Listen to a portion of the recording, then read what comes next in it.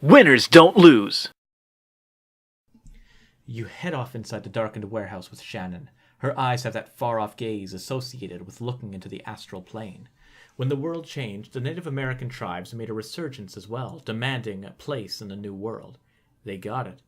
The Salish Shahid Council, I messed it up last time too, now represents 8.6 Amerindians across a multitude of tribes. Salish, Makah, Sinsarak, and others.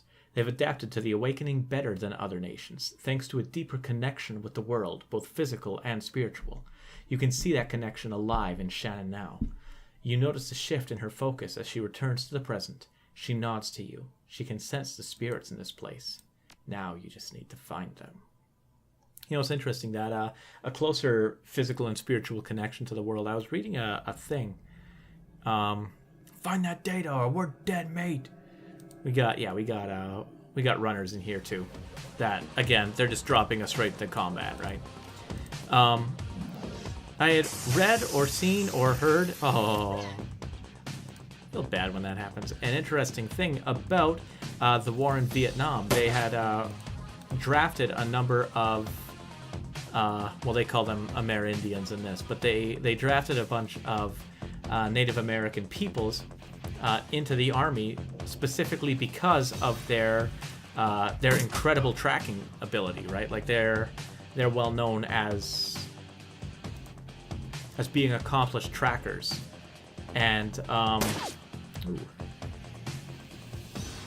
but of course, joining the army, one of the big things that the army has is the whole shaving the head thing, and a lot of the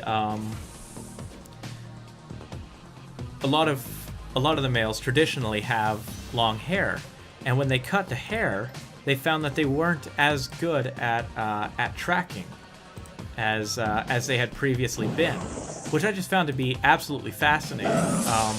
It could be that it actually helped in some way, or it could be, and this is probably more likely, but not as cool.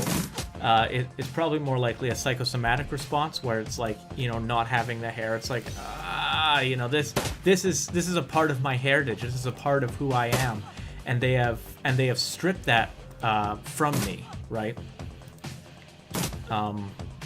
If you guys know Canadian history, ow! If you guys know Canadian history, ow, Jark. That guy turned too. Like, what the crap, man?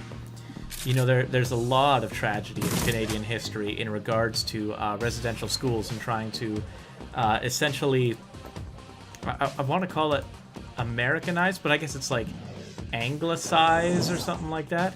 The Native American children through like taking them away from their families, making it so that they're not allowed to speak their language. When I say not allowed, I mean like they would be severely punished for it. Many Native American children died in these essentially, I mean, you don't want to call them concentration camps, but in a lot of ways that's what they were, because they were torn from their families. They neither the families nor the children were given a choice of whether they wanted to go to these residential schools or not. And we as a country are still paying recompense for these awful things that we have done. And a lot of people don't like that. They say that they just need to get over it. This was like, hundreds of years ago, like 100 years ago or whatever. The last residential school closed down only like somebody had said this recently in a group I was a part of, only back in like in the 90s sometime, which is really, it's crazy stuff. Canada's got a much darker history than a lot of people realize. If I swing around here, am I gonna get a clean shot at him?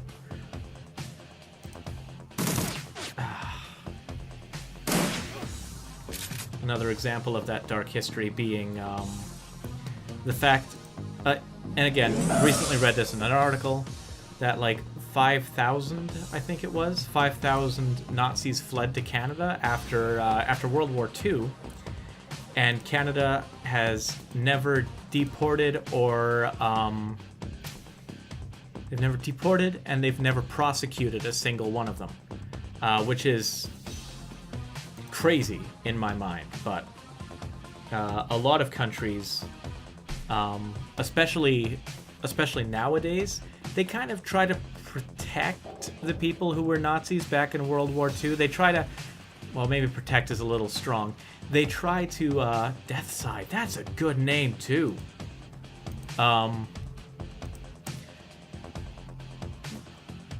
If there are World War II Nazis living in the country, they don't do anything to try to like root them out or anything like that, because it looks bad on the country is kind of the idea, right? Where you know, we don't want to look like the bad guys, and so that's part of the reason why Canada has never. And again, I'm not 100% sure that this is true. This is one article that I read, but I found it really fascinating nonetheless. I feel like I'm cheating a little bit because I know where these guys are, but anyways, maybe onto a bit of a cheerier subject, like these, like the dead people here in this warehouse. There they are. Bow. Ooh, nice shot. I really don't like having that guy there. Oh, hello, Yellow Dallow. Hello, Yellow Dallow. Strong bed? Anybody? Nobody? Okay. Homestar Runner and Yellow Dallow. I think it was like one of their first ones they put out, and it was hilarious. Oh, hello, Yellow Dallow. I can't even kind of do Homestar's voice. Oh, hello, Yellow Dallow. There it is. Oh, you're gonna be a scumbag, ain't you? Oh, okay, don't let Shannon die, please. It's kind of important to me that she's still alive because, you know, the quest and everything.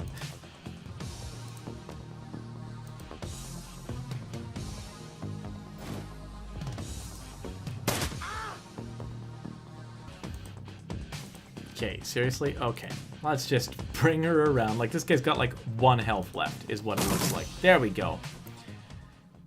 The last one, follow you. This part really creeped me out. All right, the forgotten souls.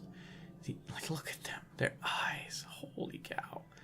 The air grows cold, and the spirits of dead children coalesce from the vapor of your breath. Their cherubic faces are burned, and their lips quiver as if they are about to cry. But their eyes are round and vacant. They glare at you now, unblinking. We are the innocents who have perished in the flames, choking on smoke, as we fell from the sky, crying for our mothers. You bring anchors to your world, which was once home to us, and we will use them to testify. First fetish. We no longer see the world of Flesh Seeker, only the essence and auras of living things. Words, though.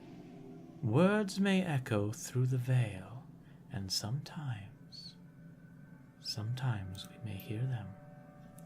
Last night this place was filled with a scream that went on and on, drawing us to it. It was a man crying out for a witness as he died. So we came to bear witness, but fled in terror before the malevolent spirit that profaned the man's remains. The spirit was other.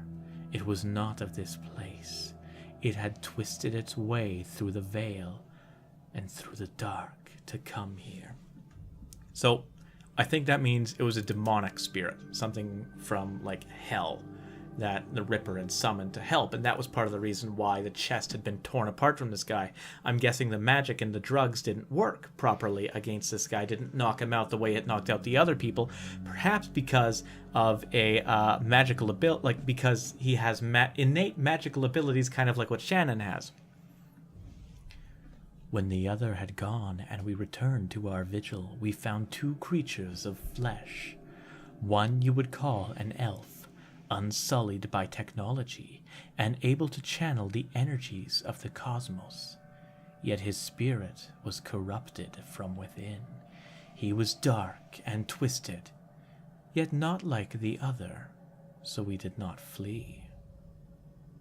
Okay, so that does sound like the elf is a shaman. The second we knew to be a troll. So this is the first time we're hearing about a second possible murderer. Ribbons of his essence had been flayed from him, leaving cold machinery behind. His aura was the aura of one simple and confused.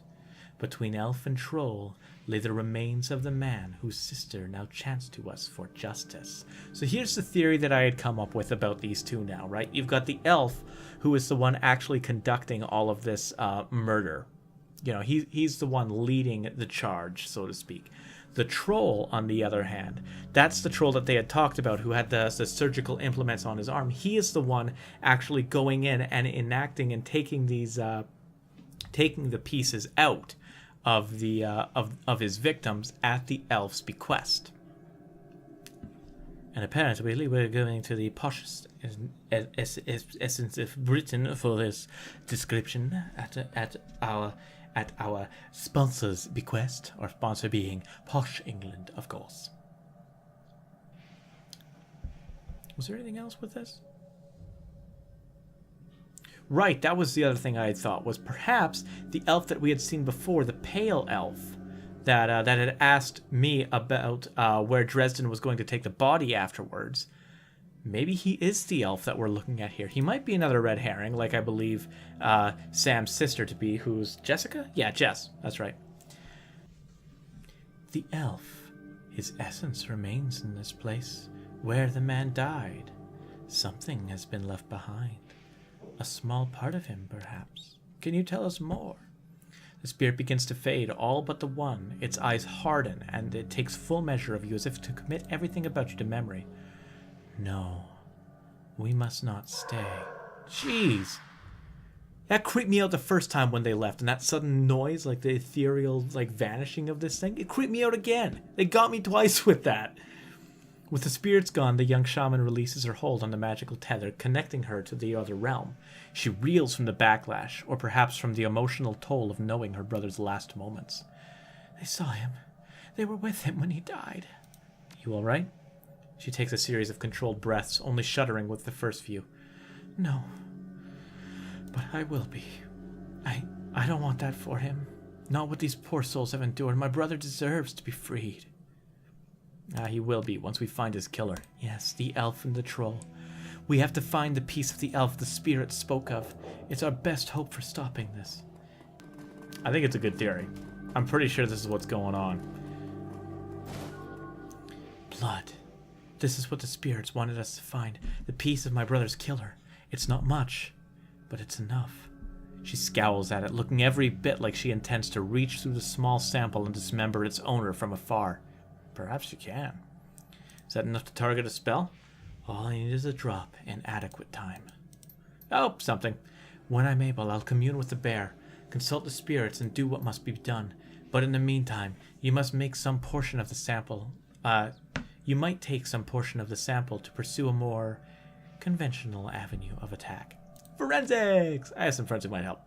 Good. Let me know if you learn anything about this elf and troll pair. I should find you there. And should you find them, I want to be there when they are brought low. I want to see the light leave their eyes for my brother. No one else I'd rather have by my side, Shannon. Alright, so that's what we're going to call it for today, guys. Make sure to like and subscribe, and until we see you next time, be excellent to one another.